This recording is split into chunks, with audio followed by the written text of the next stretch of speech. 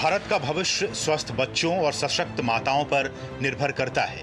प्रधानमंत्री नरेंद्र मोदी ने देश में पोषण और मातृत्व को नई दिशा देने के लिए कई योजनाएं शुरू की, जो आज लाखों महिलाओं और बच्चों का जीवन संवार रही है। ये कहानी सिर्फ योजनाओं की नहीं, बल्कि एक संकल्प की है, कुपोषण मुक्त भारत का संकल्प। नरेंद्र मोदी का आरंभ से ही पोषण के प्रति विशेष ध्यान रहा है, जिसका सजीव उदाहरण हमें उनके मुख्यमंत्री बनने के बाद देखने को मिला। कुपोषण के खिलाफ लड़ाई को जन आंदोलन बनाने के लिए नरेंद्र मोदी 90 के दशक से ही प्रयास कर रहे हैं। उन्होंने उस समय एक अनूठा सुझाव दिया कि गांव के संपन्न परिवार उन बच्चों को गोद लें जो कुपोषण से जूझ रहे हैं और उनके पोषण की जिम्मेदारी लें। गांव के लोगों ने भी इस पर अच्छी प्रतिक्रिया दी, जिससे कुपोषण दर में कमी आई।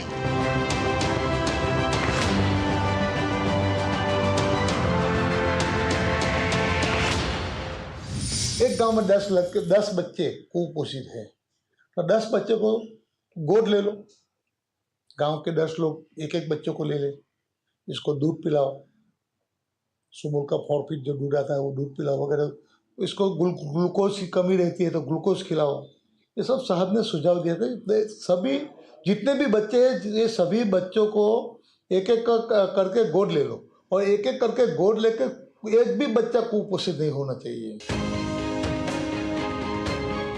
जब नरेंद्र मोदी गुजरात के मुख्यमंत्री थे, तब उन्होंने माता यशोदा पुरस्कार की शुरुआत की। ये पुरस्कार संकलित बाल विकास योजना के तहत आंगनवाड़ी में काम कर रही महिलाओं को दिया जाता है। ये पुरस्कार उन महिलाओं को दिया जाता है जो छोटे बच्चों की देखभाल मां यशोदा की तरह करती हैं। नरेंद्र मोदी चाहते थे कि ये महिलाएं केवल वेतन और प्रोत्साहन के लिए काम ना करें, बल्कि पूरे समर्पण से देश के भविष्य को संवारें। संकलित बाल विकास योजना में जो भी कार्यकर्ता बहनें महिला बाल कल्याण के लिए काम करती है, उन लोगों को प्रोत्साहित करने के लिए मोदी जी ने एक अलग से स्कीम बनाई कि जो अच्छी कामगिरी करती है, जो बहनें हैं, उसको कुछ नाम से सम्मानित किया जाए। तो उनको माता यशोदा अवार्ड ऐसी योजना का नाम दिया। मतलब यशोदा माता की तरह बच्चे को पालना है, उसकी संभाल रखनी है, उसकी केयर रखनी है और उसको एक अच्छे नागरिक बना के समाज में भेजना है। इसीलिए मोदी जी ने माता यशोदा अवार्ड को प्रोत्साहित करने के लिए 11,000, 31,000 और 91,000 ऐसे तालुका, डिस्ट्रिक्ट और स्टेट लेवल से प्रोत्साहित करने का विचार रखा। गर्भवती महिलाओं के लिए पोषण बेहद जरूरी होता है।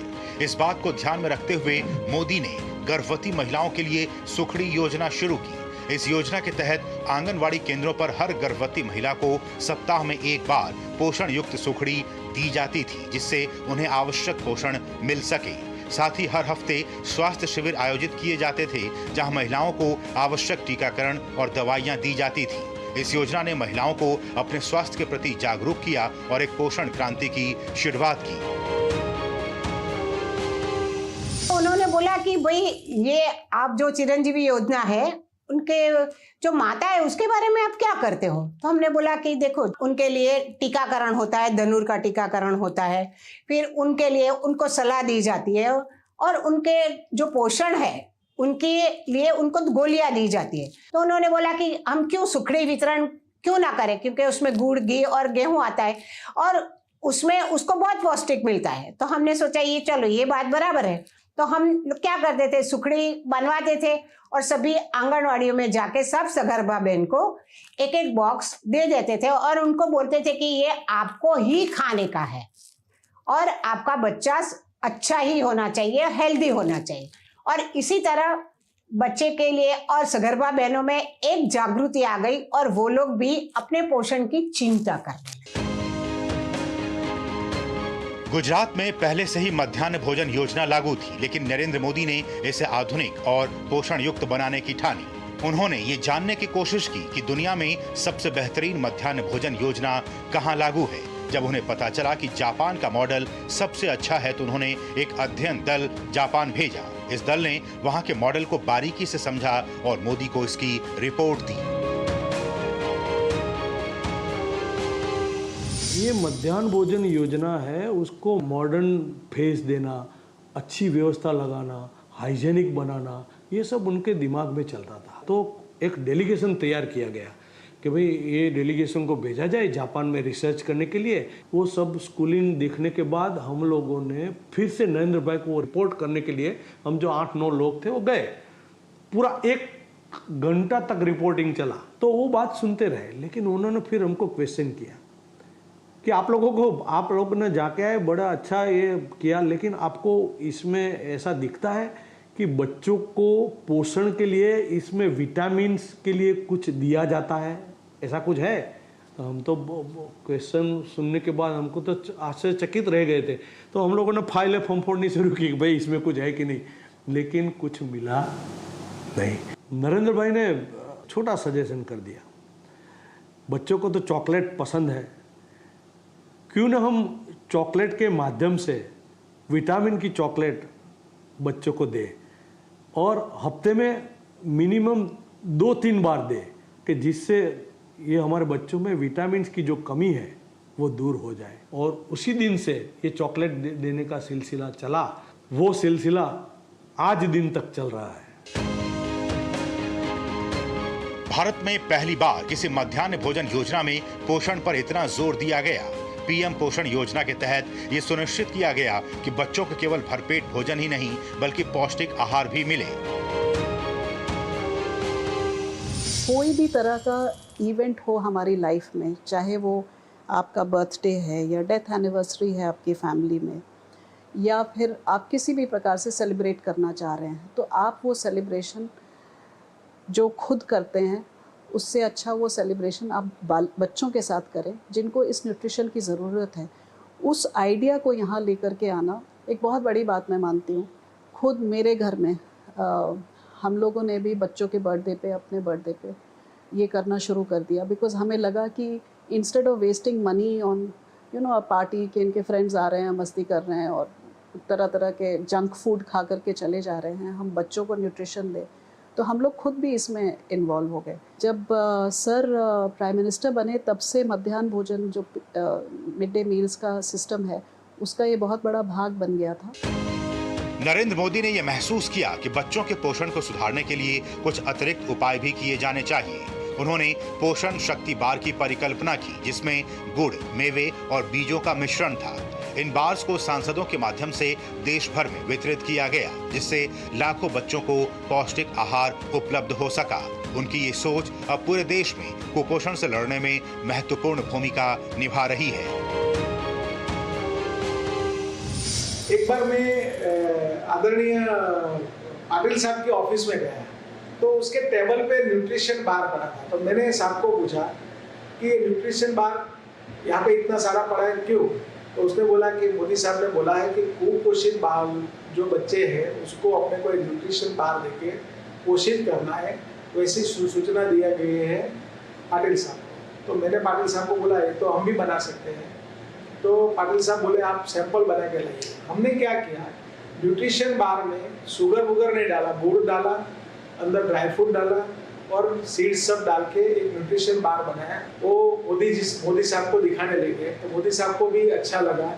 मोदी साहब ने उसको सूचना दिया कि हर एमपी जितने भी है उसको 20-20 पीस सैंपलिंग करवा के दे दो और उसको बोलो कि उसके एरिया के अंदर ये कुपोषित बच्चों के लिए सब पार्टी के कार्यकर्ता और एमपी लोग काम करें।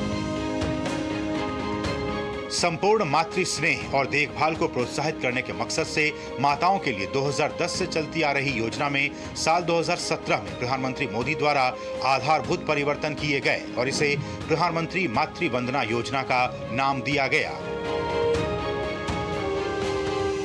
जैसे डिलीवरी हॉस्पिटल में नहीं होती थी, गांव में बिजली भी नहीं होती थी, तो नरेंद्र भाई ने ये 108 का अमल करवाया। घर से ही महिला को ले जाए, हॉस्पिटल जाए, जैसे डिलीवरी हो जाती है तो 501 रुपये का मुनाफा देते थे, सरकारी मुआवजा।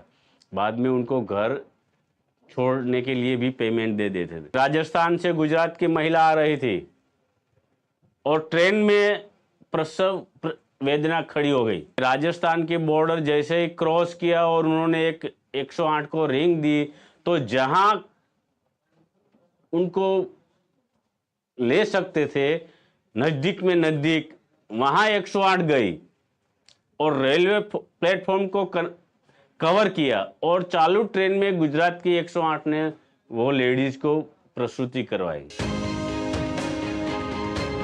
वहीं आयुष्मान भारत योजना के माध्यम से लाखों गरीब माताओं और बच्चों को मुफ्त चिकित्सा सुविधा मिल रही है। साथ ही कुपोषण मुक्त भारत अभियान के तहत गांव-गांव में पोषण जागरूकता फैलाई जा रही है। आंगनवाड़ी के माध्यम से आपको गर्भवती महिलाओं को जो दवाएं मिलती है, फॉलिक एसिड की दवाएं मिलती है, आयरन की दवाएं मिलती है, कैल्शियम के सप्लीमेंट्स मिलते हैं। लेकिन एक मानसिकता ये है कि ये दवाएं लेके हम क्या करेंगे, अगर हम मोटे हो गए या फिर हमें कोई रिएक्शन हो गया तो फेंक दिया नदी नाला में। अगर आंगनवाड़ी की महिलाएं आपको आके देती हैं तो समझ नहीं आता कि ये किन की दवाएं हैं, क्या करने के लिए दी हैं, लेकिन ब्रीफली उनको एक्सप्लेन हम करते हैं कि ये दवाएं आपके स्वास्थ्य के लिए सुरक्षित हैं। आप लेंगे तो आपको इन फ्यूचर में आपके बच्चे को, आपके खुद के स्वास्थ्य को बहुत ही फायदा होगा। जो दवाएं प्राइवेट में मिलती है वो सरकार आपको मुफ्त में अवेलेबल करवाती है।